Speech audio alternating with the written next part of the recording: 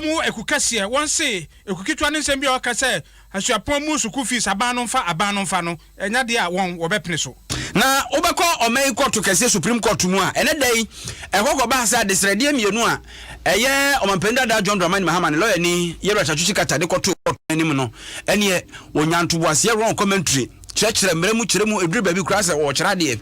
ema ekise ajajifu hwe nanim din wie no mse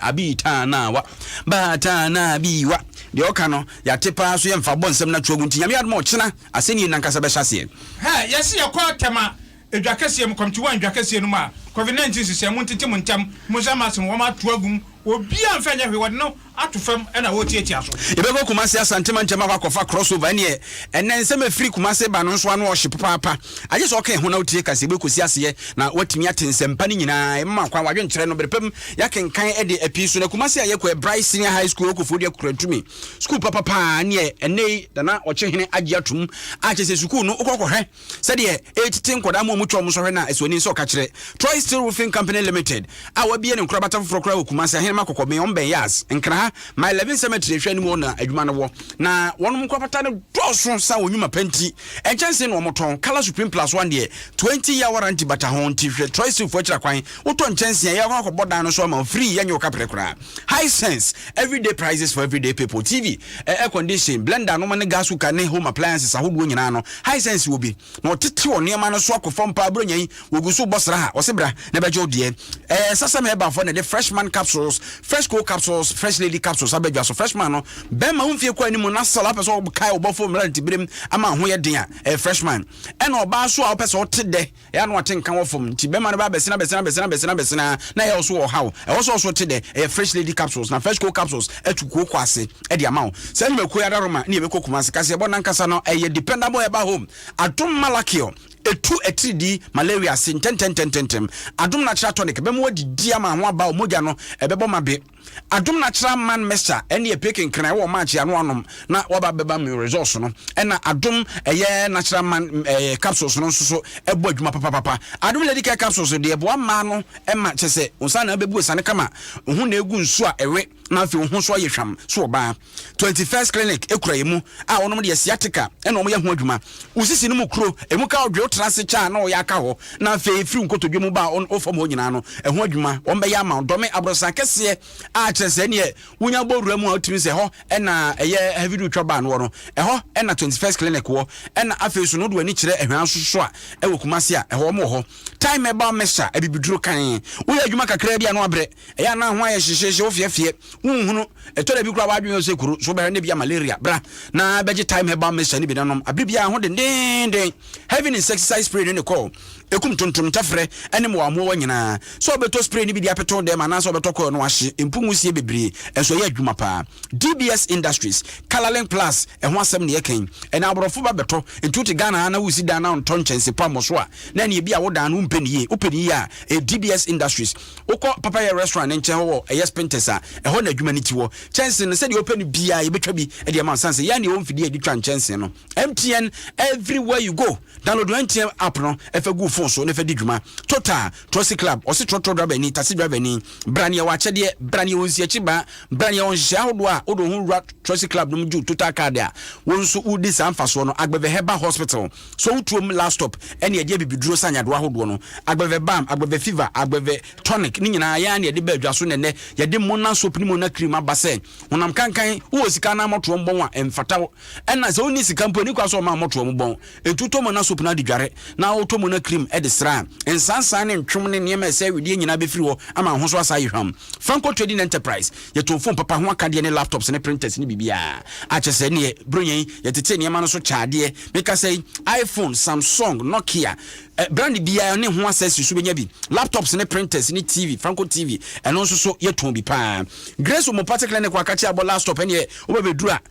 yen ya difide be hwe ni paduanum se unhia dura e be ka chose ko ye nyo kapre ne mo hia dura na oto aduru awo ne nwodwo ne esikiri ade so ye ho adwuma pa ya somo enne anwumre na nasei ampofo agemene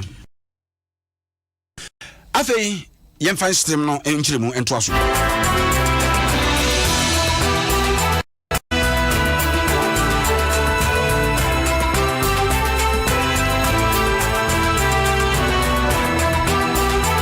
Pacho beke ho Facebook se sia na arawosem a asie ewo gomu afete ewo mfimfin mantam no wo de behwe hu mfoni ni video ni bi na asem no mu oya akoda mfinhia mako edu baako onhye da nyini bia ne din ene blessing esa ne se blessing for na asem ho ya ba asem just blessing twonwom ne na no maami kohwimi a wotie mu gu ne so ena blessing esa susu ne maami aso ne mu abrim no onde wanye mic enfri ne nsem wabrim no a manawu na wo mu atempotem wonom se hwe asem ati hunu na yentimi nkaje obia wo ne ba wo ne ho akwa se komfo se ko yesi akora no ne odidi me a ne maame bebo no ekom de no ne maame bebo no osoma no bebo no ansoma no wo hwe TV obebo no entu bro no de abro ne saa na afedie age ne nsem a asem no ba bia akwa wie no kofi ageyi a ono akade no wo wade ene odi asem yachi kofi ye mo adwemo akwa bo Azawe Joseph I for reporter na asem a de be dia no odi ho maame no oyin me no ka say dem maame no ye frim gudu a je say wadon wa kamura ni nyana say ekoba asa no na aye police asem etimi ka so obo no ho adwa enti me no ka say na nanu hemfene mpelimfo ne positive a ogo mu afete ehwe maame no ba bia anya de a omuhunu na omo che say maame na nka say ofisi nya breku ana obetara so nya breku no so eben go mu afete na so positive for excess o ma ko ho so a anya de omotimi ahu maame no anaso omanya na tinya ate no na de akoba nya no se maame no tonton fruit ewo go afete omo lollipop onom na ono market ni afena omo ye market on de bia ase ana akono omo moton nam omo moton bo fruit ton ana maame no so tonton apple ne abrobe a amanfo di wi a na omo de apom onum anu bi ana maame no na maame no chese ne ba abawe akwa na so odin na enu achi no bu odisika gu a na akwala na de ne tabom kakrakra na onu so hwe adwumadi a wo ye na za adwuma a wo ton no emfaso no se da no so enti akwala no fa bi sa na tele nsunu enti na tete ne da bia no bibia ni ana ode obu akwala enti o chese ne da ana mami chese ne ba na so ode wasoma no wanko ana mami tam dia polwa bia ode birima akwala enti ode bu akwala na cha no di bu born in film enti ema akwala no ebuhwe akwala no buhwe no di nso ogu no so akwala no titie no enti enyumemu kakra no na akwala no omo de ma ohia wanye akwala no asa oba awu aka na wo pene na opekwa akwawo no ana ma mi cha onuko piem egomu afete omo chef compound bi honom enti onuko piem awa chef compound ana nurse for wo chese we die anya de ombetimi ahwa akwala se de akwala no pene na akwala no complain na se ya de a ombetimi so mo de ko hospital so na onzo ansabia wo aye village of hope orphanage no mo hospital fe no Hope Christian Hospital na no ana mami ede le bai eko ho a just before odni akwara no free chief compound o ekodu hospital no na akwara no ayinya media me no ka say blessed is no akwara no ayinya media wato na no wonse do na so uhwe akwara no mfoni a omode kire ya abara kokokokokokokokoko ankankan na ngabe ka se otripo ase na ba ya akwara egonye mfie du ba akwara akose da akwara no kokko sitie na akwara no nantu a ogina so a na mami ahwe nyame ani maburo no ankasa ne mba ama akwara na wu a na akwara ro se kase pa enti anam so ama ekopiem ogomu afete hospital wonom na Dr. Penny a wono na ho even Dr. Alex Piasa ana o chese me no mo di akwara ni free chief compound obedu ya no na akwara na to na no mo nse do enti ebe se Dr. for say brought in dead that mo medu na ti akwara na wu enti si ano o mo di akwara na so kopiem awo wini ba to my social hospital gba ko autopsy na o ma he adeko ekun do amanfo abe testify say maame no say ana ode akwara no ba o mo di akwara no ba na wu onzo muni machine say amodi betumi dia dead body say we bo no wu ye anase the intisam no ka say there autopsy no kwa akoye na Kofi jina autopsy ono akwara ni papa we akwara no ono no maame nete hwemu kakra che say maame no ne ba na ni ku ajai enti maame na wo hwe akwara no kakra oni akwara no tie ena maame no kire say akwara ni nsa ha no ase ni nsa ha no so this katwa le ba na kakra firi so onze etutu school mi kala na trevia che dize bi school jare kala no matoso dize am ko school mato toto fini ade ade to biscuit di kala no o no matoso pa di mama che to di sikatu a la kala na boma ba ana Osman nso a onko endi ode ho ni bre ene ho yaw ene obu na okofa aduawa ebia bia damanche ode epempem akwara de bubu akwara no mfene ene na ki a tena emoja atena akwara no mu enti akwara no bu hwe sa na odi nso gu no so no na mi so tee no enti anyime no nta akwara no ya keka ko na anu ode no wo cheso no fa no ko ha center o chief compound no ko na ozo mu ntumi nye mo le ko du acha akwara no epiti chief compound also kwa airport ga say emu nwa ohia be ba say o de ka oni ka be say kokko meme ya djuma mu I de ko say ko say the same community ko na mu enti emu nche da nchi bia but na to say moja ejina akwala ni mu ejo mu go du ala cha akwala ni mfe no obubu ni mfe agum Kofi say na o send akwara ni photo no o wedding invitation na ba nti sa send na memmo post pani doctor pani ne no ho na mensa mara so sesi na yentie medical superintendent wo Hope Christian Hospital bra akwara no ewuye ansa na ye de no edu anase de ko duru owuye no Dr. Alex Piasa yentie ni nsem a ode atudwa Oja akwara ni ba de no we fimu but as to the exact thing say yeah because our money he should be there or the video born and not the video our money passing on to not in the court chiefs so now we're the nyanya and normal man so but we do have the no if you say there was much of been a picture that if you say cause then that would be Enti wey Dr. Penny medical superintendent ono na eda Hope Christian Hospital bi ade akoda no koye no na Kofi Kofi yo twenka Kofi na sai aha na akoda ne maame no dwane wadwane kwaye say enyo ono na de akoda no ko hospital ono na de akoda enti omo bo na mane se anye yie no na meba na fum ana fum ana hospital da mezo kika kona every hospital also eco police station also eben enti adoctor bonzo na na police for na argument ma me no tutu se ohun se o je o check akra bia ahia na doctor penino aya police for asutire enti ampa za doctor ndi wa na je se eden a mbe ya police for asutire se amanfo nso e de achi ba e be din konkonsa tia doctor for se akwala no nya se bia o yare ni wa wunimum ma me no aburuhu a ode abu akwala no ene na nsuma akwala na famu awu na bu obu akwala no mpatamu no wona he koka izanze ono ane ba o ka so ono ane ba ejisa no ka say de agodia post pointem a doctor for so autopsy no ma he a confirm say the amount for kano sa pe ene tia na no ji post for so but enwemu che say ba ta na ma me no ko pre ka atisa ne niam nyina gu ti tama atam no be ye de kromon na che ma me no ye gudu woko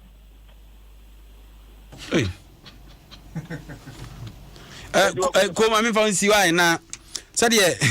obi anwo nsi wo dem ma me pekire na me pe sanitizer bi ekire ye besa abo ho biem ye nua be ma Kofi Agyi na ode nsemi bre ye ye sane ma ne de ozo mu jaye si de sane ma ne de David toaso yan toaso fa yani enkire ensefufuro mu wey every protocol akate na prosifo akachi no wan mo kasamafo enkramantem ha no prosi adwuma no kasamafo ene DSP efiatenge no odi nsem yi atudwa ene o kire mu ese eye Achimota Forest anopa yi a prosifo abo abrantie bi tu a wosu se oye kronfrenfo na de abrantie no eye no ene se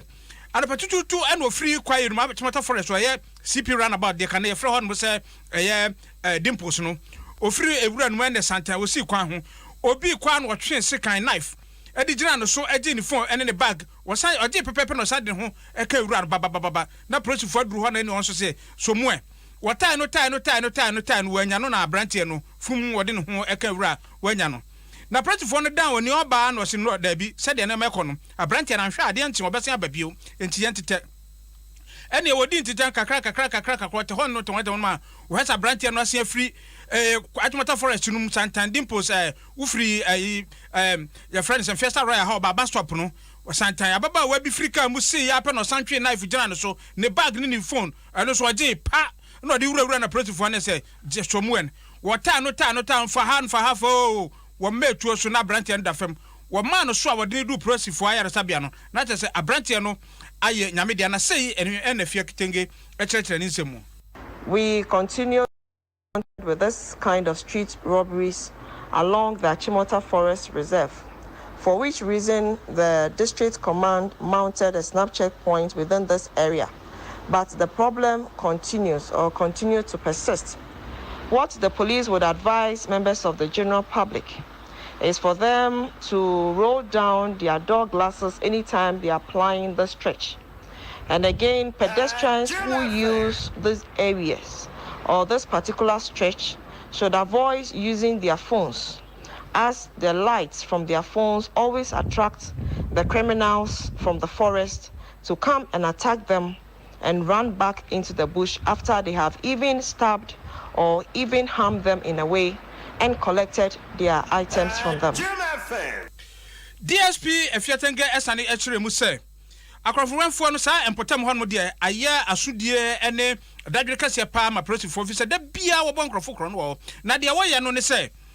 wo ye ho se wo ya sofo a wo ko ho no akwa bo mpa ye ne ogina kwa no ho na bible san motom no koba no sane no otonyom awurade so ye mu awurade beye no otonyom no koba na wonnim na Africa musi anasa o ka duru ho na glass no fam kakra bia ene o bag ne simu ahwem o mobile phone no de kwa no atwese kan esi nkrofo so ju on bag no na ade dia no de papa nto manfo ehwe ye fisa fie twam no ebisi ho no sa baba wa bi wo wo ne sekan eje ne bag ene ne niama ahodo bi ekọ ye bra na wagina na ne glass no e wo fam to manfo muduru ho no ma dimples entem ho no na Achimota Forest na ya hwe yie. We continue to be confronted with street robberies along the Achimota Forest Reserve, for which reason the district command mounted a snap checkpoint within this area. But the problem continued to persist. What the police would advise members of the general public is for them to roll down the stretch. And again, pedestrians who use these areas or this particular stretch should avoid using their phones, as the lights from their phones always attract the criminals from the forest to come and attack them and run back into the bush after they have even stabbed or even harmed them in a way and collected their items from them. DSP Efiatenge Enkran Mantamu Process Adwuma no kasamafo no wɔkyerɛkyerɛ do manfo nye ɛwɔ Achimota Forest important ho sɛ ya nadwo ano patututu no wuduru hɔ no ma akrofomefo ai hadwen papa ɛwɔ hɔ no yɛnto ansɛm no so na yɛnto ansɛm so ne afia ni nkyerɛ Asante Achim important hɔ no mo na Asante Achim ɛyɛ junior high school ɛwɔ Asante Achim North ɛmansini mu enkoda ɛwɔ hɔ na aba betodwa sɛ sese de koko ase ɛno no moteteɛ no wenkanya akiri nya kurasi tu bia asa na kurasi mpo a eno mpo no sebe predua so men baabi aye baabi den ene nkora kotena kuku ase ene esese no mesu gya wonan na no ma wo so odwe fio obefa bo obeso obetro no gya na agubu kum dadaada eni mu hohoa a etete nkoda no enhoho a odniti esi osere ho so oka ma ni tirete anza no obegya ya wagya obegya na zo kɔ de krachi no hom se de esi kika kɔ no aye den ama esukufo ne akyerɛkyerɛfo no mpo so no mbesua de nti suku ye ka so mo nko de ɔmo de aso ɔmo kɔsɛm dua se so ɔmo kɔ akɔgye mfrɛ na ɔmanfo bi a wɔn pɔtɛm no ɔmo de adesrɛde to aban ɛne ankorankora wɔn nsɛm obi se wɔn mo srada wɔn mra mpatwɔ ukɔ Facebook se si ye ya na enkonwa kɔ ɔmo tete so no ukɔ ebinom nnua de ye akonwa na ɛfɛ ɔtro ɛma dwon so ka wɔn bia ankomi ankola ntese so no de efel to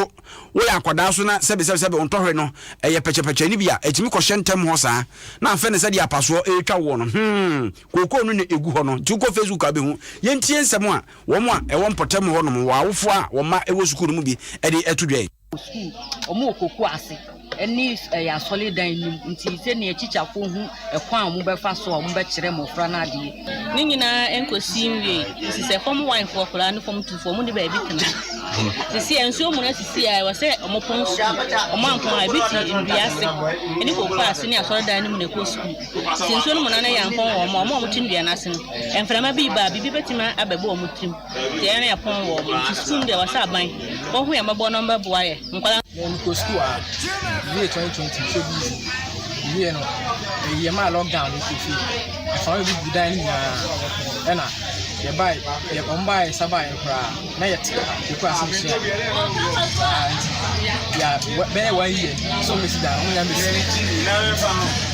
yɛsrɛ manfoɔ sɛ ɔmɛboa yɛ ɔsika yɛnua nkranko asɛ ɔmɛsua eti ɔmanfoɔ bi a wɔn mo ɛwɔ mpɔtɛm na ɔte wɔn ne no afei yɛntoa so district education director wɔwɔ Asante Achim North Mildred ama kwache Japan ɛne nua bɛma ogi poncho ɔware yɛ ntentia ne ɔyɛ interview asɛ ne kuwa yi akunkon se ya da wano a ɛna ɔsɛ maame ɛdeɛ paa ne mo hawo nti amanfoɔ si suku adan ɛmɛ sukufoɔ yi ahai deɛ muntimi nyɛ bi saa na ɔsɛ asɛm na ɛka na ɛdin papa na wɔntɔn yare anya no aduru nto deɛ yadeɛ na mɛtɔn yehia mmoa the district ha no basic school level no afi atwa mu no yɛyɛ ranking no ɛwɔ Ghana nyinaa no yɛto so nson na wohwɛ Ashanti region so a yɛtɔ so mmiɛnsa ɛno kyerɛ sɛ mmɔfra no ɛrebɔ ɔmɔmɔden ɛwɔ Asante Achim North ɛnna yɛfi district level akɔ municipal no ɛne ti minim sɛ afi edi anim nso yɛntɔ nkɔ yɛkyi yɛbɛkɔ mmɔden akonkoden na mmɔfra no nso atumi abɔ mmɔden asen nea ɔmoyɛ afi a atwa mu eti district education director wa Asante Achim North ɛna wɔkyerɛ sɛ asɛnkyɛm asɛm a yɛka ne sisi no ayɛ asɛm kɛseɛ pa no odi kuro ɔwɔ asɛnkyɛm na yaw wɔ sɛ bɛrima ɛna wɔse ɔyɛ ɔhen kɛseɛ enso sukuu ya semi de ba saa na ne nsa ɛyɛ asi fam to obi omoa bi a ɔde bɛba ɔmfa ma bo school no asenkyem school no sɛne nkwala afi mu krom kɔtwerɛ no ɔmo bɔ ɔmo homɔde ankasa je wanya kora wantwa kora no oya 18 na oba na bɛhwɛ bia nkwala no wo a yɛkyerɛ ɔmo ade no a asefem misraban no so mɛyɛ mmoa yɛba mu kura yɛbu nanso yɛaba mu mu aban no yɛda so bɔ ne pono ɔmɛyɛ mmoa na nkwala no enya ba di ntra nsua de ɛyɛ sa kyerɛkyerɛfo no so ɔmo ba no mo ni agye ɔmo kyerɛ nkwala na de na atɔ mu tri anya sa kyerɛkyerɛfo krom ba na sɛ dan ni hɔ kuku ase ɛna ɔmo kɔtena kyerɛ nkwala de a aya awre ho sɛ sa wo bi free suro yɛ nkwala no finfin saw yɛsɛ yɛ friend papa nsrada nti mesrɛ aban wɔnyɛ ɛboa na nyɛ sa the school no de yɛduru nso nkwala no so bɔ mo homɔde Orikro wo asenkyem na yaw osai berma ena hotelin kan wo no so ba school o ba school na otigu mu aya nkoda na efabu obi edwane teacher ne kora de se ne ho ha odwane agya nkrofo ma enyo no nkwan ye desapia ontre no wo meka no nti na kokko no so ase de esi ahya ase so na nya anwase be kakro mbeti no mabura hata nti minim se nkoda no ehemfa ena wo kwakotena yare ho sempa Africa kwa school na yetu America abambra se badwafie ehɔ no mo na ɔso a opani asese wabɔ ndi so mehwɛ aban aba na ɛbɔ ho ensɛm owura akwadwo ɔpɔnkroma na mbrase badwafie wo di nkɔmɔ anase wo toto dwumadi ahodo no ɛso no de tu dwase Bako Central mbrase badwani Mahama Ayarega de asɛm bia tu dwase COVID-19 hu nsusuanso a ɛde abre enwuma ahodo na suku anka be ye de aban no nso ɛma ne homɔden bi nanka asuapɔn ahodo no nyinaa mu afie yi a asuapɔn ahodo no wɔkɔ suku no wɔn suku fees nyinaa aban bɛfa na watua ne nyinaa ma sukufoɔ no wɔmɛnso hɔ anso ankrankra asuapɔn no nso no wɔn sanfɛ nwura hɔ bi ne wɔn tua wɔn moka ne nyinaa ma wɔn efisɛ aban ɛna sɛsɛ ɔhwɛ ɛboa ne nsusuanso aba ne de ahɛ nnwuma papaapa ɔpɔn nkroma ɛkyerɛ mu ɛsɛ deɛ mrase bɛgyani no ɛka no ɛdeɛ ɛnya deɛ a ɛfoa ɛboa efisɛ wohwɛ constitution ade adwuma sɛsɛ no a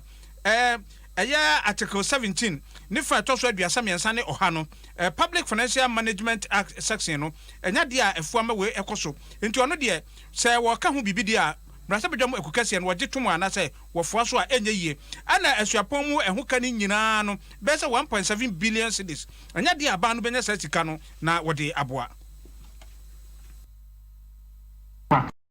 Your latitude, I'd like to provide a few reasons for which, Mr. Speaker, I will not be able to support this motion as is presently worded. The principle sounds like a good idea, but this motion as is presently worded, Mr. Speaker, myself and I believe a good number of my colleagues on this side will not be able to support it. The argument has been made over and over again that there are admission fees, there are academic facility user fees, there are fees or some dues that are paid that go to the SRC, etc. Indeed, in his submissions this morning or this afternoon, he distinguishes between full fee-paying students and those who don't pay fees as well. So what fees are we specifically talking about? we cannot be ambiguous in our language going to His Excellency the President. Mr. Speaker, you would notice that the new rendition of the motion now talks about absorb. The earlier rendition was about suspend. Does it mean central government to pay? And Mr. Speaker, you would notice from some of the earlier arguments that have been made, indeed the second of the motion premises his secondment on the fact that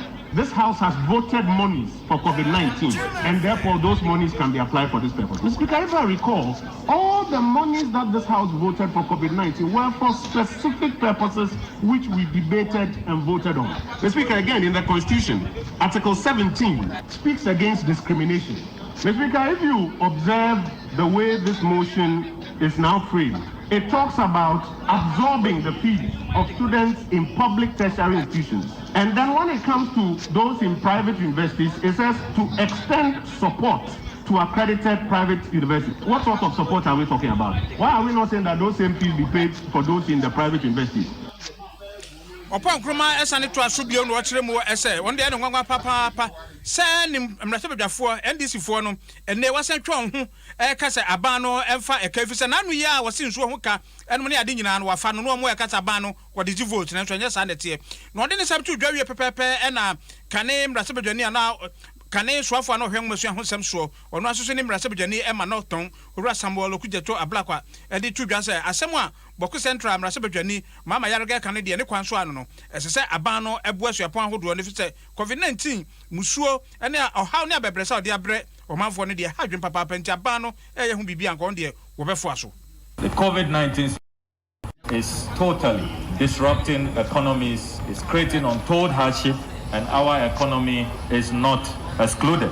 Many have lost jobs, and that is why governments across the globe have been intervening to mitigate and to cushion their citizens. Indeed, all the coronavirus relief interventions that came to this House received the full support of this House. The record will bear me out. As I speak to you, Mr. Speaker, countries are being very innovative. The Africa Development Bank has a report out where 33 African countries have been singled out for praise for giving out cash grants, including students. Students are being cushioned in the United States of America. In Canada, there is a special intervention that Prime Minister Justin Trudeau has introduced to cushion students. Germany has done same.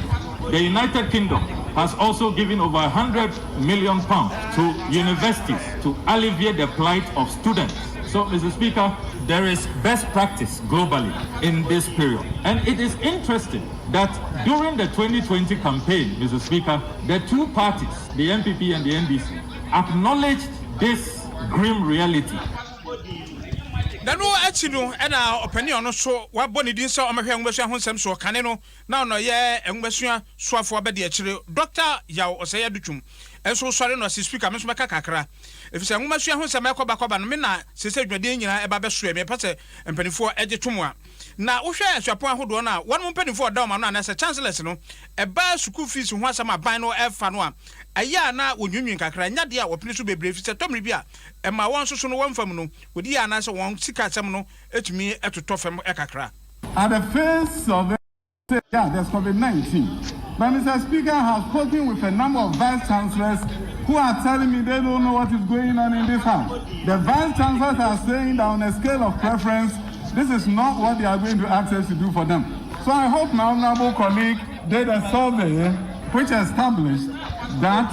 there's an urgent need. Let me give an example, Mr. Speaker. A number of universities have opened, all of them. Students have registered, they are in place. If my honorable colleague came to the house to say that the students have not shown up in school, it's a different argument. I will give you the example of University of Professional Studies Accra. In 2018-19, 67% of the students that they admitted registered. In the midst of the pandemic, 70% have paid and they are in school. So when the motion talks about absorbing fees,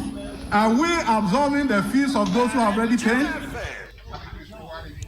Nature say yeah, osofo no so se obehwe engbesu ahonsem so Dr. Yaw Osaya Dutum ne yete ne kanu ne etu America akomra sobodwafie ya sese mra sobodwafo abobo nsem no ho a na du ba bi no bibi kakra esi wo honom edu ba bi no den na ekọ so yama ne ebo ni Abednego Akwasi Asante Asiedu E4 e na ode hon mo ama ne ebo eba E4 mo adwo mo akwa aba. Hello, we just powerful. Eye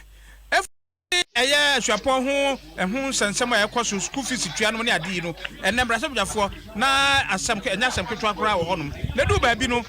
sese ho asam akwa akotisi eti se speaker ankasa ama ne muzo ama ofoforo aba betena dwuma na se bisa na no kore. Yeah, but for the debate no mo start here no mo debate no na speaker of parliament right on about babin especially free akoyani ma the speaker of parliament onya for Joseph for sales babetena akoyani na omuya ayi debate na really na onya for babin samba the sabeka said there speaker of parliament ankasa and tina akoyani mo tisia na tisia no the before for one na say update on our yariga motion is said Sabeka said the parliament a debate motion na Kivika speaker of parliament ababa bi person who say Sabeka said it's not COVID-19 abano omuka say MPs no 1/3 pe and beba e ten three baba be business a mo makana e wo mo office a omo hwe o TV so a omo monitor say na ekoso so bisa empanifo ne say on put question MPs na maka no muni hana na say sabre dey no onye to otuma leaders ni mienu ama minority leader no nya for 100 this said on the only problem and so on the assembly account on say speaker of parliament e be put question na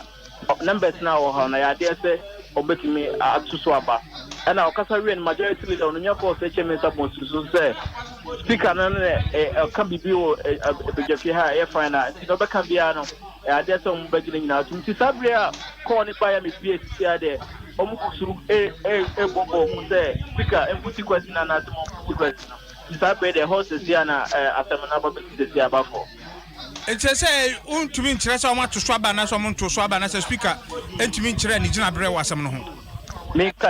no kasa sisi ya de na idea speaker ekusu be kasa. Me mo bi pie ni de enya de put question no ama MPs na to swaba. It say we so say dia Kasiebo no be kwa wie no na say betu ba bi na say o put question na ya na nsana wo pie no na hwa na ti adwam owura agbambabu ya na say na chi difo ni bi say the approval na e ba na say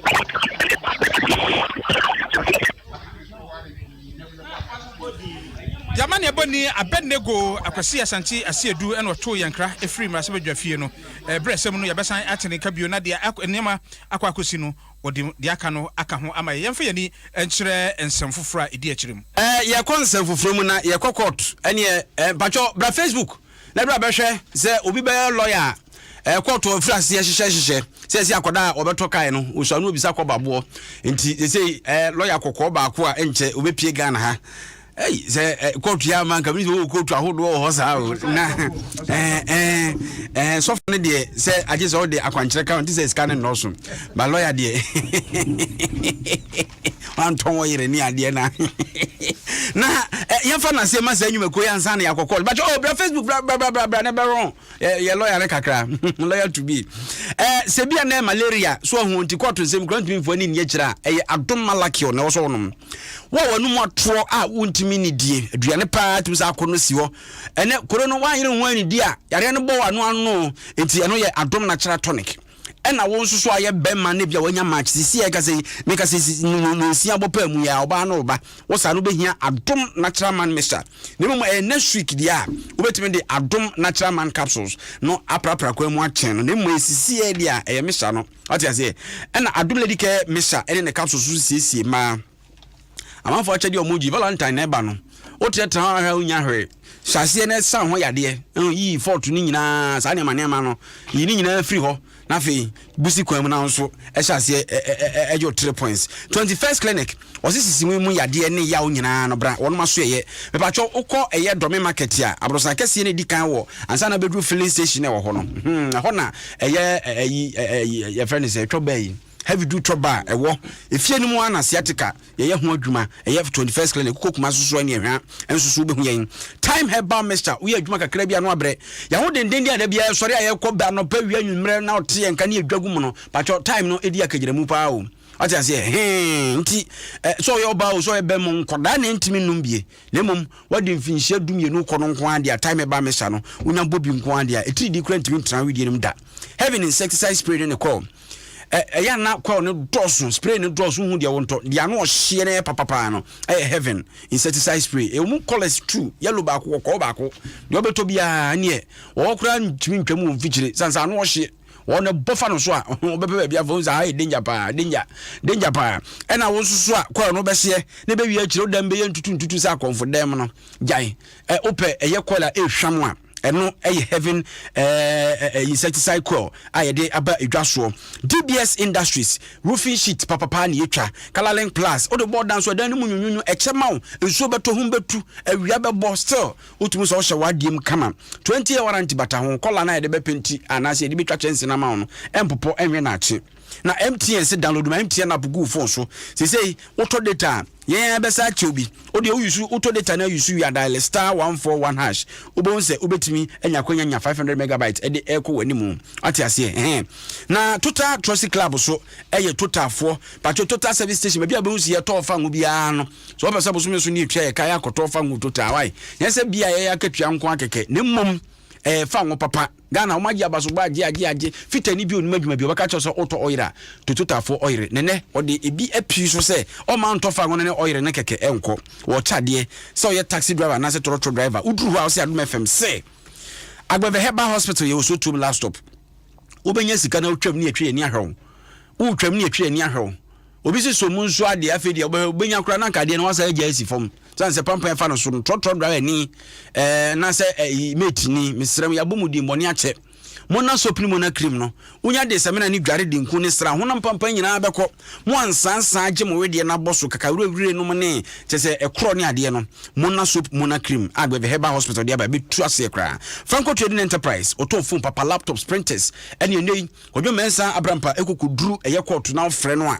oma vivid report chese up to the minute information a obehia free Supreme Court na ni phone mu so da ho sanse Franco ene free iPhone ope Nokia ana Samsung me pacho ope laptop ana ope printer ene the home theater sababe kan TV no ho eti full set full package ene ma no so atete so pa Grace Mo Party Clinic ye ka se mu abu a ye hu ba bi e betro ne yie a ye nya ha obi a wachire ye chinchina pa wabre ye nso asichire yade enti ye kotwa ye nan ene ye ne a sebe mpraduasa enwodwo yare aka egu dem no Grace Mo Party Clinic se yemra ene akachi abo madina akachi abo last ho na adwuma no wo screening de omo ye ne free dwada kosi kwasi ada ne mum obeto adura na ne wo hu sampa bibi kakra bi na obetwa omo da ma ne de Kasiebo ebremu kwadwo memo akwa ba ya na ase Adom ene na kwatu ti say court nazi ohoya shoda ene yese yero tatwe de lecture pa obantam ene obantam ho yese ni odwamu a na oyimra we ewi akire kura jojofo no ba ko biba book a watworo ne no so oron de famu ni ade a na jeje ne so te panel ne so bi jeje mafo no justice mafo no okay eti yen hyase yese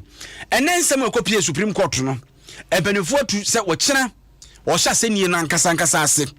na sha wo sha sini na kasanze obakasa ada de sha se no mpacho no do horo mpredwa ye unse na adesrede ewum a chese ye yewra John Dramani Mahama ne lawyer ni chachu chikata eri koto ko ne court na nim de di kan nse mise bi opeso obisa ye abato komisa no e na judge fo ne buti a ye no sai e ba se omunsi asem so biem na antene de enti ne hu nkomodie abra really na ekoso ne yentie se de ye Chief Justice eni yeboa wode ye really no tudwa no of the court. The review jurisdiction of the Supreme Court, as conferred by Article 133 Clause 1 of the 1992 Constitution, and regulated by Rules 54 to 60 of the Supreme Court Rules 1996 as 16, has set down the threshold that the applicant has to satisfy in order to succeed in an application for review.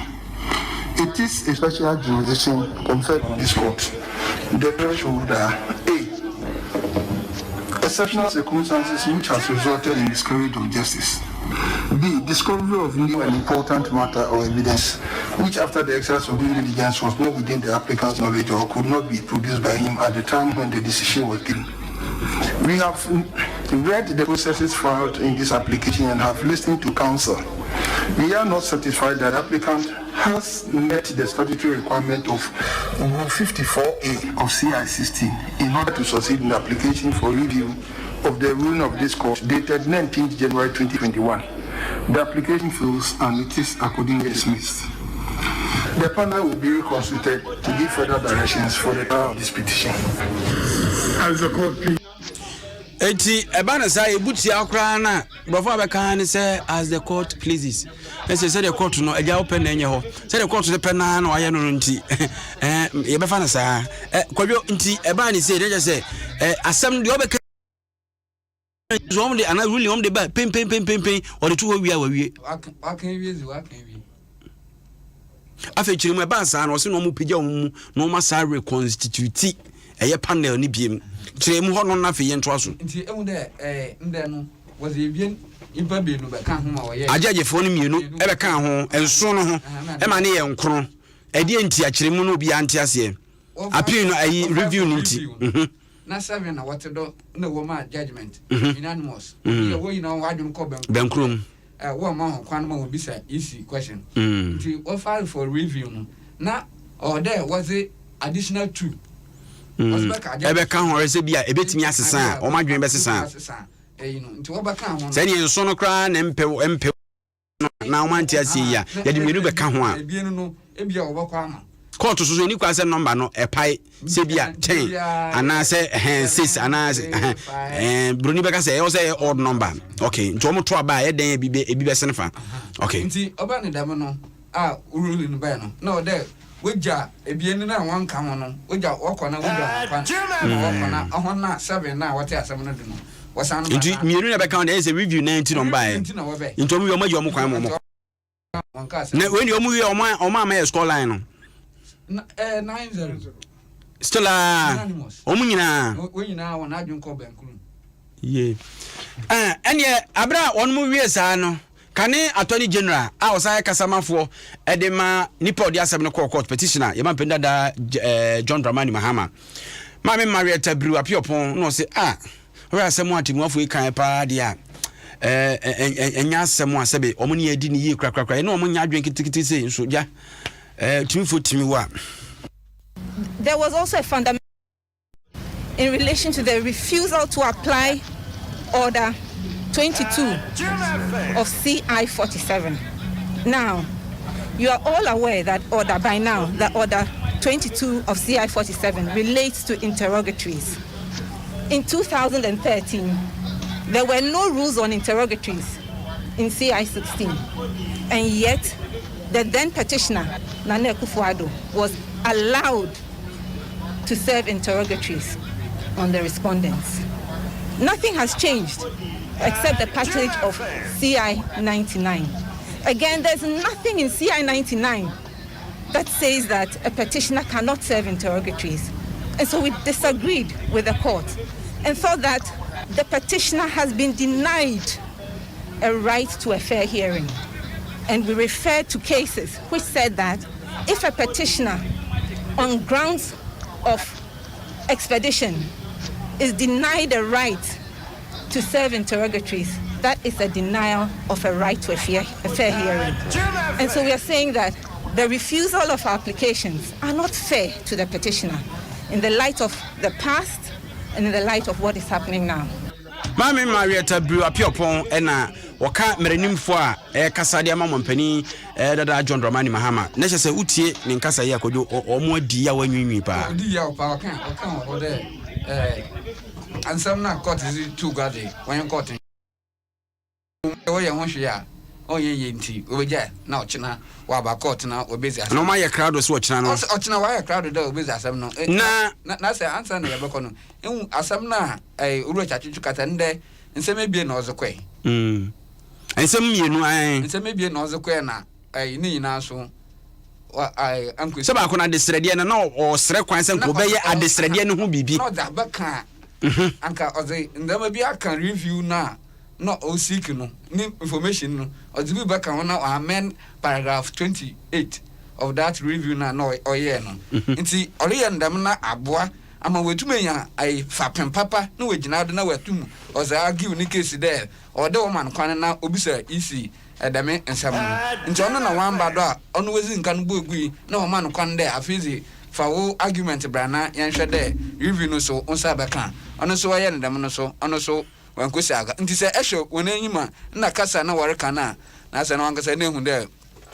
oyaza wondi mina no no ontwaye ma yentie second respondent Ghana mampena na lawyer for no mubako Frank Davis also in some of the two say yewra chachu na say petition and lawyers no mobile utum say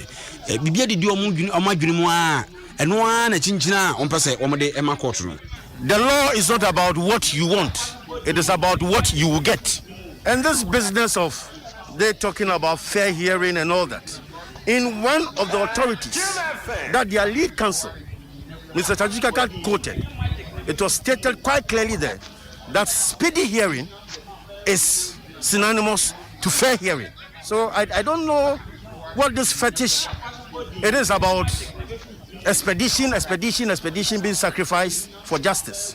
In the case that he himself, Tajikata, quoted, it was speedy hearing is fair hearing. And I don't really get the complaint. When you come to court and your mind, with all due respect, is jaundiced, that you should expect a certain ruling from the court. That is what is occasioning you when the ruling goes against you. In the courtroom, I heard my sister Marietta also saying that their lead counsel preferred superior arguments. Really? Superior arguments. Indeed, if the arguments were superior, 9 justices will not find that argument not superior. So that position they are canvassing is neither here nor there. In any event, if you are emotional about a ruling, that is what you will get. Etina say the na nadan kwakufu na lawyer for mu ba ko Frank Davis di tudwa no kwadwo etu achina besa ko court time be clock anopa 10 o'clock na court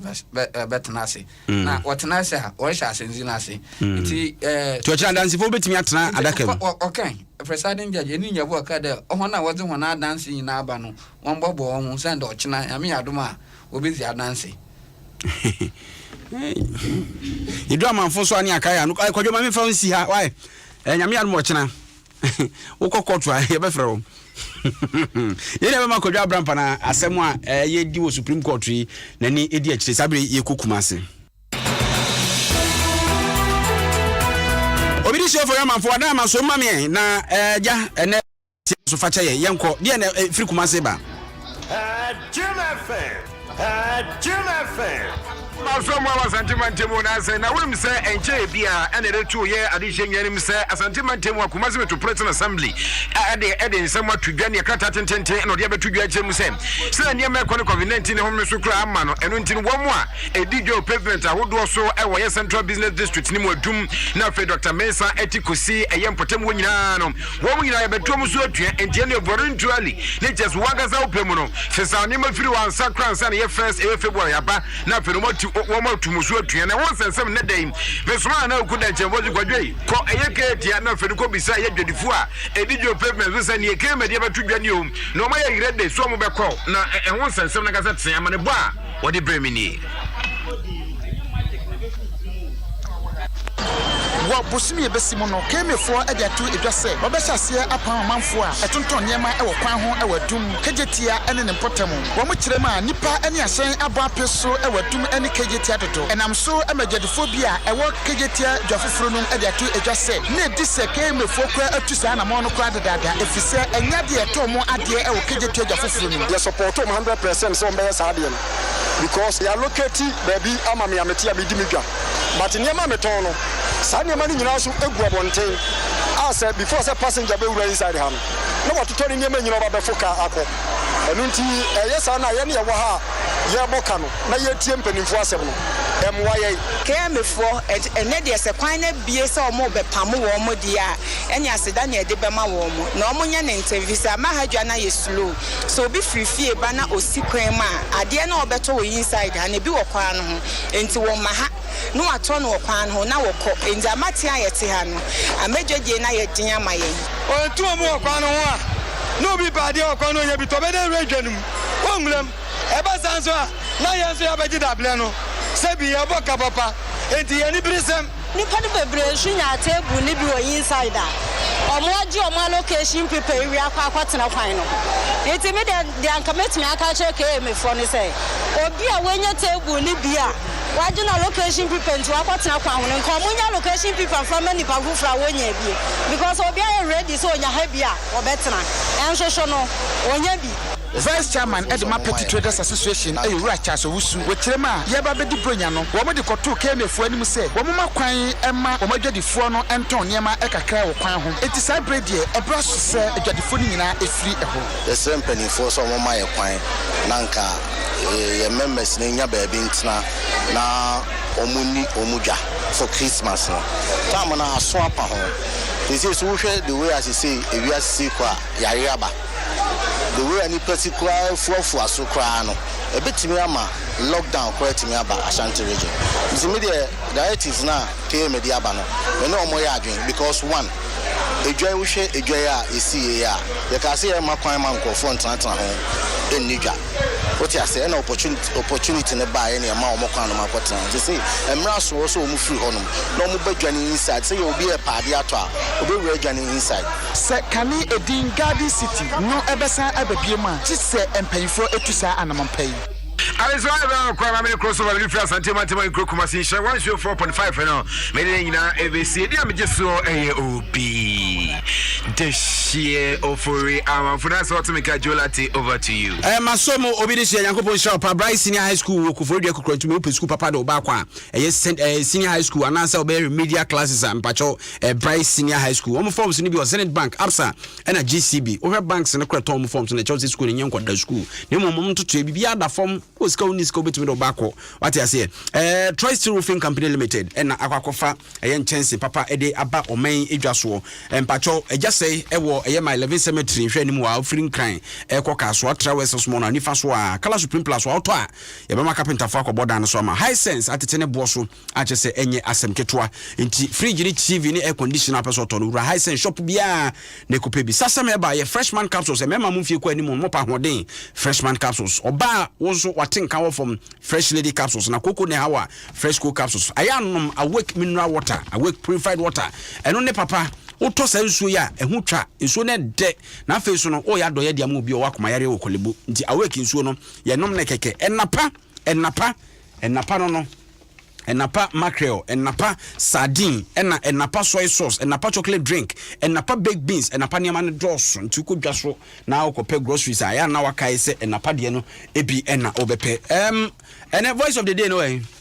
Oh, yes, Brenetia near Pepsodent you. Uchu siano panu chine na bibia wonu mu atoso nkwada no mpani no obia ntwene se 2 times a day na osenya hoden to benyini pa se na ose eda so etiapo Pepsodent eno ene ye kanfo ede ama nwumre eyakai na etwi bafo uredu ukuta bibia na dana menyanko bi na edi ne birthday na mekuma no happy birthday. Okay. Director of Operations Maslock and then birthday all right shine kwa ena afi kwa mkule no ene boy echido Adom Kasiebo dem fu nyinara enso eta aban abete ho eza aban ginem kwasi agima ni AC ohene ni empanimfo a Musa Kasiebo ndi maye na James Taje ko Yakopon Shaw ya yesomo ne enwumre na sei apofo jemene bafo redu amo yade mo asi